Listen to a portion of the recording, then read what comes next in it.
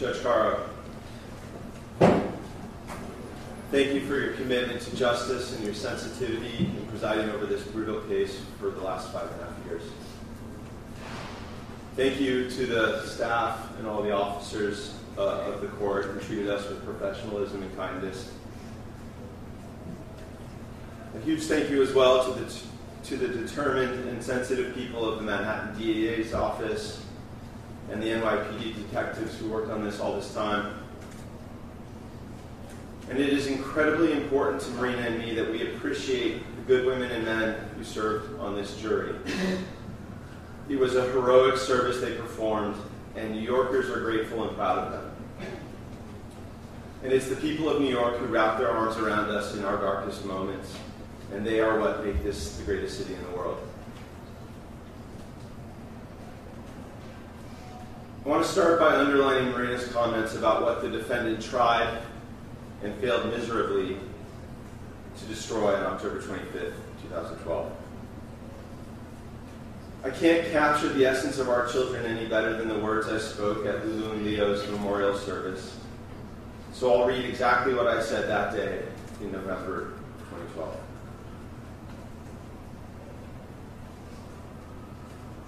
I'm not really giving a eulogy today because I want to talk about all of our kids. We called them Team Krim. Team Krim started in one sense a long time ago in May 2000 when Marina and I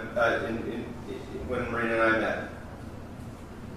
In another sense, it began on the 25th of May 2006 when our beautiful Lucia Ursula Krim was born.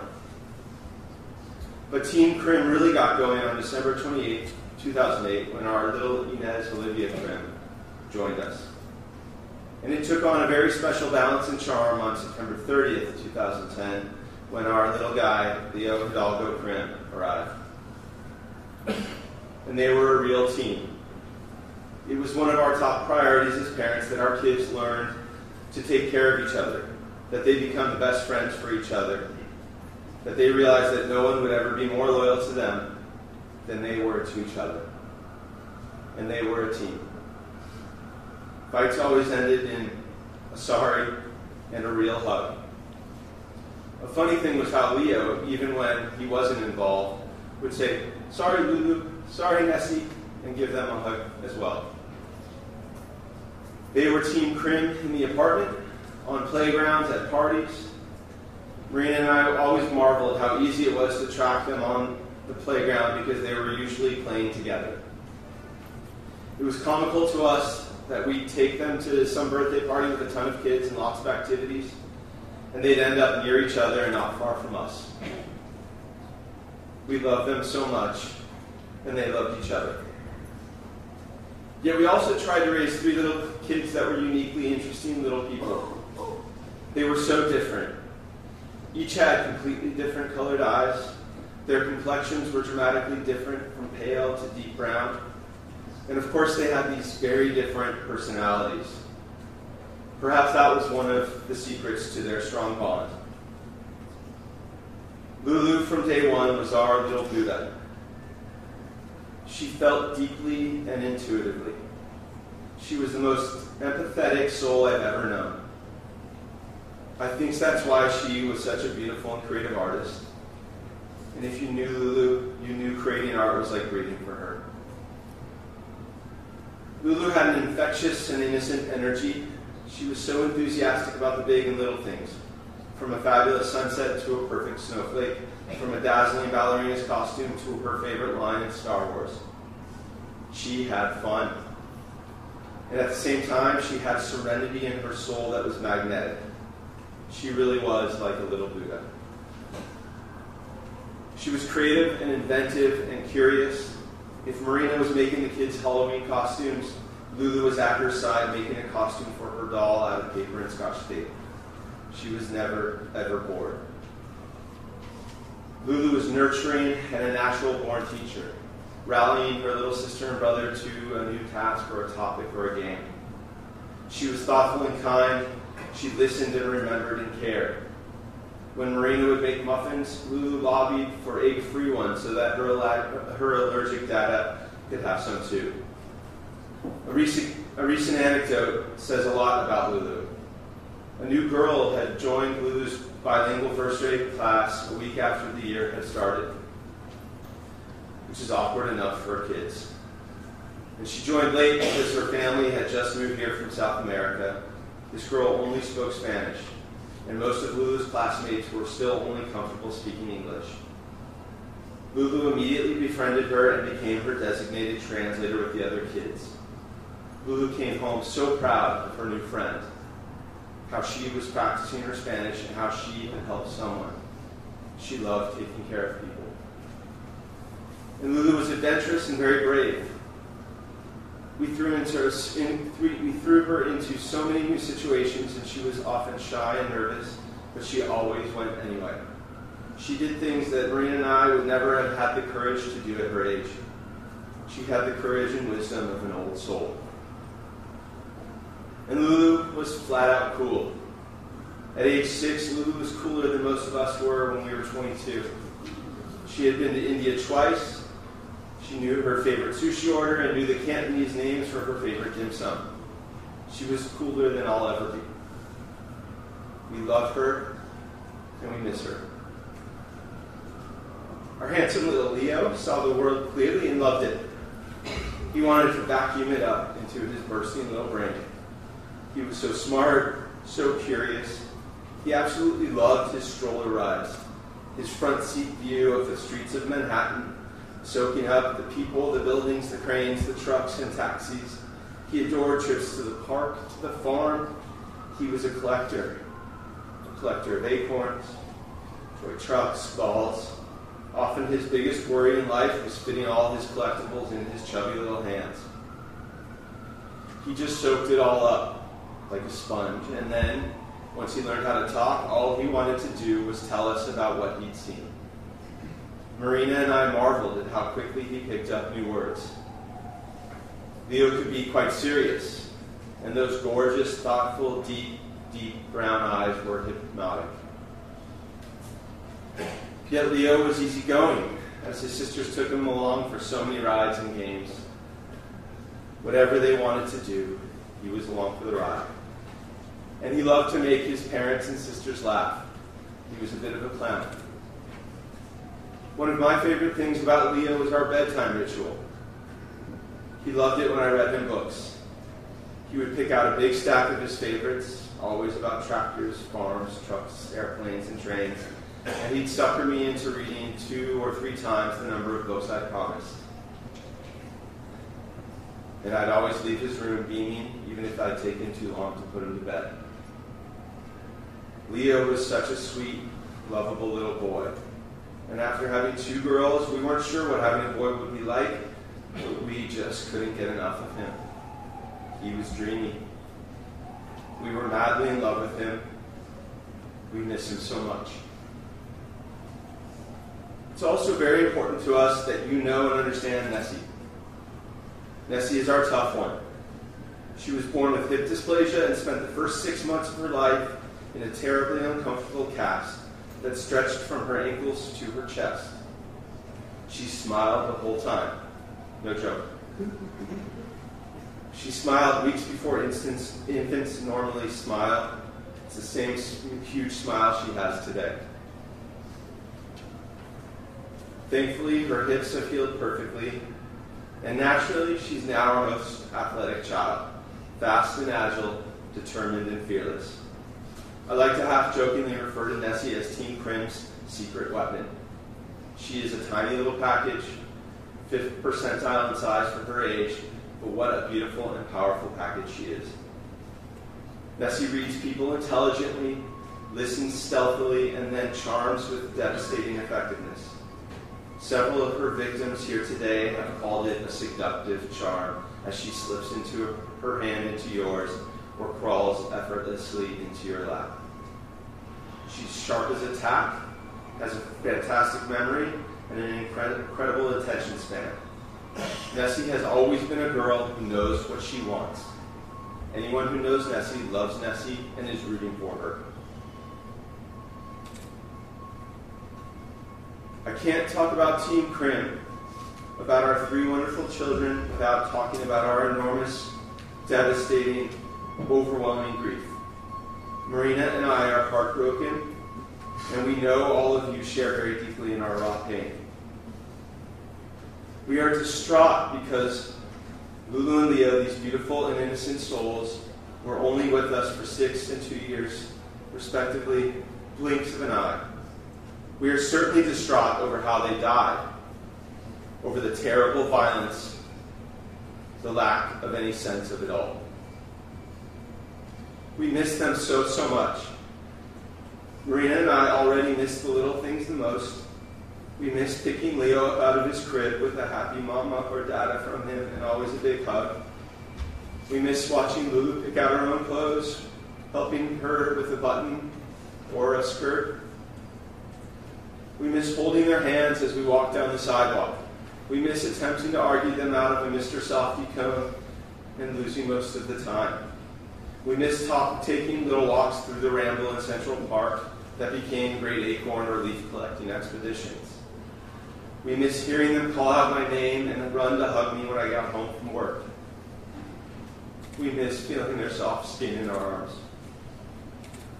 How do we not miss Lulu everywhere we turn? She was a city girl, a beach girl, a country girl, a mountain girl. And how do we not miss Leo everywhere we look? He who loved learning the name of everything he saw. Here we were in bustling New York City, the center of the world, with excuses to be out every night, and all Marina and I wanted to do was be at home making dinner with the kids. We just wanted to hang out with our kids. They were such cool kids. We are confident we made the most of every minute with our kids. I hope all of you do too with yours. We have no regrets. But Marina, Nessie, and I believe all of us, are most distraught that we won't have Lulu and Leo with us for the rest of our lives. We are so sad that we won't get to see them grow up. I had simple fantasies of proudly cheering Lulu and Leo on as they became these great people. I didn't care what they did. I knew they'd be great. It is so unfair that they are gone. Unfair to them, unfair to us, unfair to the world. They are gone too soon. Our kids were born and raised in San Francisco and New York, but they were children of the world. They traveled all over, from India to Hong Kong to Nicaragua. They learned multiple languages, loved dosas and dim sum, and had friends from literally around the world. We didn't hide our kids from the world. They certainly didn't fear the world. And now, I worry that we might be tempted, in the face of such obliterating darkness, to retreat from the world. But I doubt that Nessie would let us. No way she would let us. I heard this quote from a philosopher that I think is very important here. It goes, "He who has a why to live for can bear almost any how." Again, he who has a why to live for can bear almost any how. Marina and Nessie, you are my why. I want to conclude by coming back to Team Krim. Marina, Nessie, and I lost much more than 2/5 of our family when Lulu and Leo died. We lost the brightest and warmest of lights, and we will mourn their absences for the rest of our lives. But through this tragedy, Team Krim became this bigger thing. Heroes from all communities we've ever known have rallied to support us. Many of you have traveled far, and we thank you. I also want to give special thanks to the NYPD and the medical teams, many of whom have been affected by Hurricane Sandy. Thank you all. I can't say it enough times. Marina, Nessie, and I have been sustained by the love and support from all of you here and so many beyond this hall. We are truly and deeply humbled and thankful for your compassion and generosity.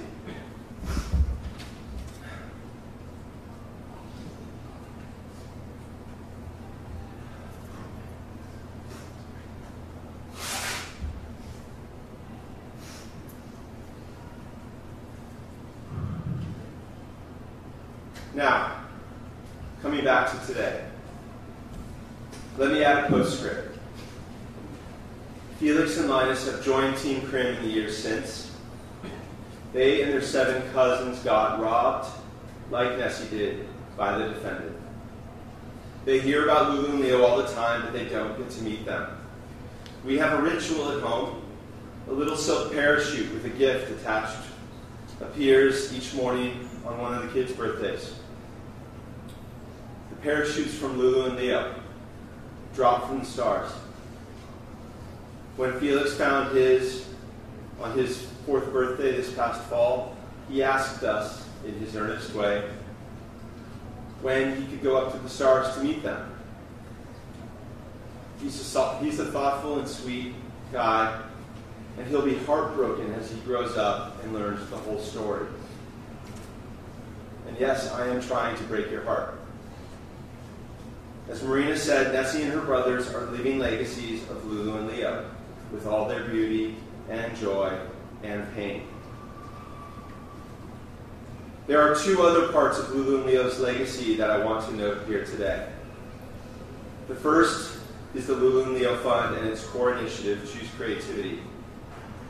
It's a social and emotional well-being curriculum that builds creative confidence and resilience in kids and adults. It's based on 10 principles of creativity. Principles like authentic, curious, present, patient. And as Marina mentioned, it's being taught now in schools, after school programs, and community centers around the city, the country, and the world. Last year, I had a chance to introduce Choose Creativity to a group of 13 and 14-year-old boys here in Brooklyn. They were in a school for kids going through the criminal justice system. I'd been cautioned that they could be withdrawn and tough to get through to do. I started by telling them where the curriculum came from, how we developed it after our 2 children were murdered.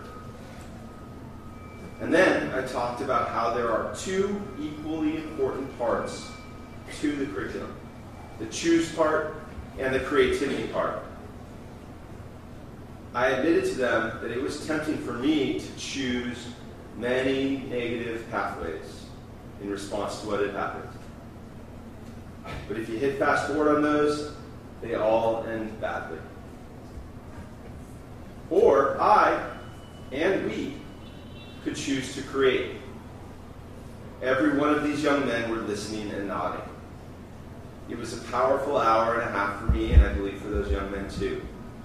They asked us to come back. Our choice, Marina's and my choice, is to push for positive change. A big part of that change, and Lulu and Leo's legacy, is sharing what we've learned and used through these 10 principles. We believe in choosing creativity. That's how we have survived and thrived, and it's a positive, constructive message. That brings me to the other part of Lulu and Leo's legacy. Another positive change that we and many others are pushing for. Together, we are taking a stand that the kinds of lies perpetrated by the defendant and her family are unacceptable. It is very satisfying to say here today that Lulu and Leo's Law, as it's called, is a bipartisan bill being pushed in parallel through both houses of the New York State Legislature. The law has been written in direct response to the conspiracy by the defendant's family to deceive us.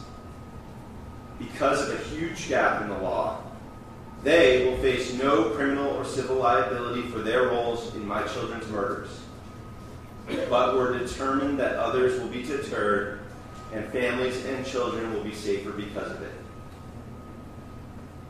Let me dwell for a moment on all their lies. As with many things from this disheveled defense, it could get confusing, trying to keep all the lies straight. Thankfully, Judge Caro, you and the jury were not confused. But let's be sure everyone listening today is perfectly clear. The defendant's family lied to the court about the defendant's sanity. The jury made it clear that they didn't believe these bogus claims of voices and black shadows and demons and pots and pans being thrown around and deranged calls that never happened. The excellent ADAs here made sure that the court heard that these were fiction. What this court didn't hear enough of was how the family lied about the defendant's background to us. They faked her history and her references to make her seem qualified when she certainly was not. Their lies led directly and deliberately to our decision to hire the defendant. The defendant and her family lied to us and to this court out of purely selfish motives. Celia Ortega lied to get her sister a job. Yoselyn Severino, known to her colleagues as Jackie Vargas, created an entirely fake reference, every word of it a fabrication, to get her aunt a job.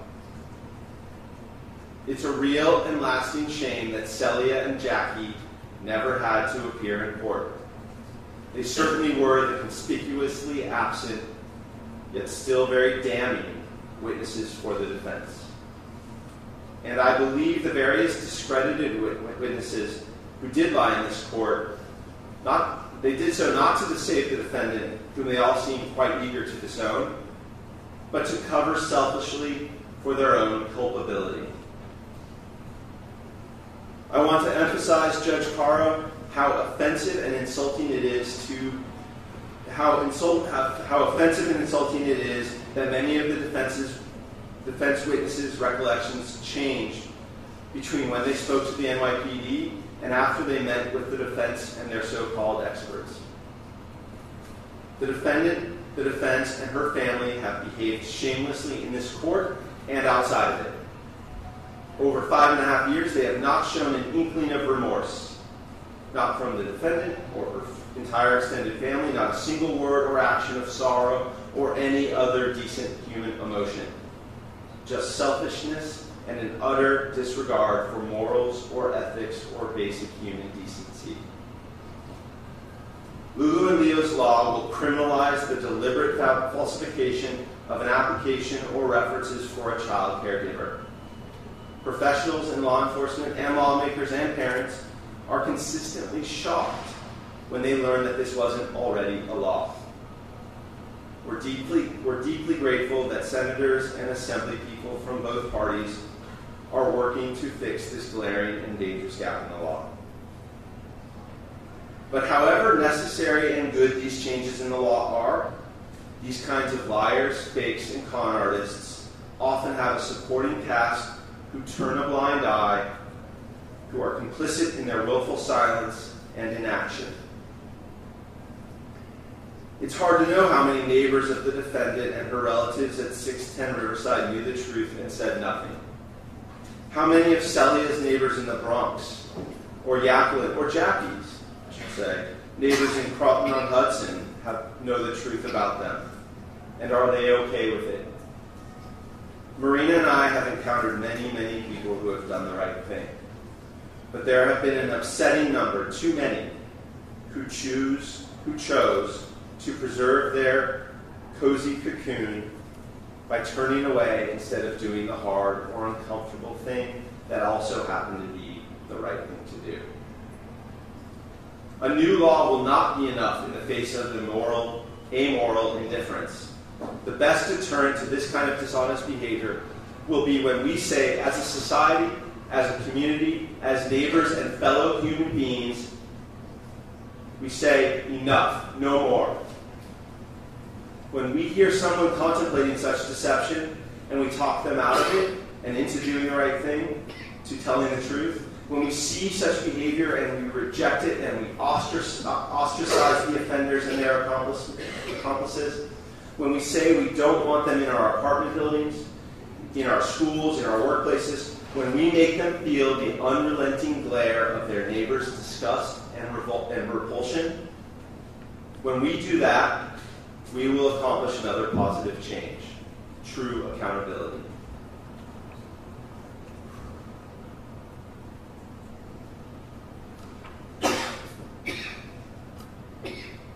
Judge Caro, this defendant and her defense rejected 2 plea bargain offers from you. Marina and I were against these offers, as you know. But we also knew she would undoubtedly reject them because, being the malignant narcissist that she is, she would never accept responsibility and say aloud in front of this court that she was guilty. We also knew she wanted to put Marina and the rest of us through the pain of this trial, and it was awful. Awful and wrong that the jury had to go through that everyone in this court every day had to go through that. And let's be sure everyone listening today acknowledges and never forgets this. It was a disorderly, callous, venal, crass, manipulative, indecent, ignorant, self-engrossed, pointless, shameless, and at its core, an utterly dishonest and brutally cruel defense. It's hard to know which parts came from whom, the defendant or her defense attorneys, but it was all of a piece. We were against the plea bargains because we didn't want to have to tell Nessie that the evil monster that killed her sister and brother would have a chance someday of going free and seeing her sister and son again, her sisters and son again. Nessie does not deserve to have that hanging over her. So, Judge Caro, I trust that you do not need this request from Lulu and Leo's dad, after all you've heard and seen, but I will make it anyway.